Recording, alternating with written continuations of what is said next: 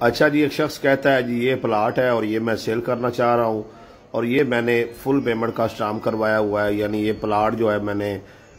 ख़रीदा हुआ है, 20 लाख का ख़रीदा है, जितने का भी उसने ख़रीदा है, तो अब मैं ये सेल करना चाह रहा हूँ, तो आप मेरे साथ जो है इसकी डील करें।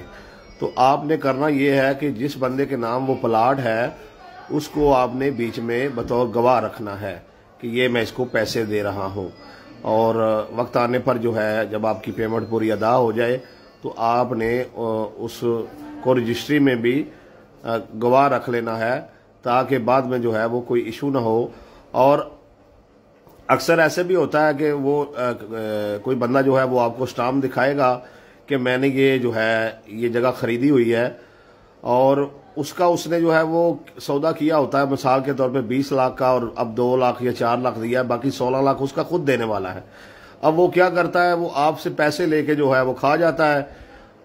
ज्यादा, यानी कि आपसे उसने 15 लाख या 20 लाख ले लिया, 2 लाख वो जिसका प्लाट था उसके नाम गया हुआ है, तो वो 2 अगर उसका मारा भी जाता है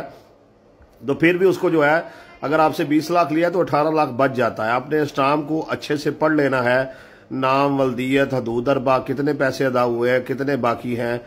और गवाहान के नाम देख लेने हैं, ये बंदे कैसे हैं, सारी चीज़ें अच्छे से स्टाम्प जो है वो पढ़ लें और उसके बाद जो है वो लेन देन करें। और बेहतर यही है कि आप उससे कहें कि ठीक है भाई, आप जो है जो स्टाम्प आपने लिखवाना है उसकी तहरीर में ये लिखना है कि ये मैं फलां बंदे से प्लाट ले लाऊं और इसने फलां से लिया हुआ है, उस बंदे को भी आपने बतौर गवाह रखना है, और पैसे मैं इसको दे रहा हूं चूंकि इसने जो पहला असल मालिक है उसे ये जगह खरीदी हुई है। तो जब भी ये पैसे क्लियर हो जाएंगे, ये पहला मालिक जो है ये रजिस्ट्री करके देने का पाबंद होगा। ये बाद में ये नहीं कहेगा कि जी उस बंदे ने मेरे इतने पैसे देने हैं, ये मसला है, वो मसला है। तो ये आपने जिस बंदे के नाम प्लाट है उसको बीच में बतौर गवाह भी रखना है, और 4 लाइनें उसकी जिम्मेदारी की भी लिख लेनी है कि ये कब्जा देने से कोई हीलो उज्जत नहीं करेगा, रजिस्ट्री इंतकाल करवाने से मुझे परेशान नहीं करेगा, ताकि अगर जो दूसरा बंदा है अगर वो फ्रॉड करना भी चाह रहा है तो पहले मालिक को पता हो कि अगर हम मिले हुए भी हैं दोनों तो ये फ्रॉड चलने वाला नहीं है। आपके सारे मामला जो हैं वो लीगल क्लियर होने चाहिए, उसके बाद जो है आप प्रॉपर्टी का लेन देन करें। और जहां पर आपको ये लगे कि यहां पर मेरे साथ फ्रॉड हो सकता है, भले 5 लाख वाला मरला आपको 2 लाख का मिल रहा हो, आपने फौरन पीछे हट जाना है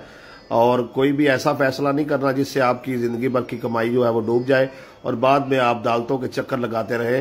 तो एहतियात करें और इन बातों पे अमल करें ताकि आपका कोई भी माली नुकसान ना हो।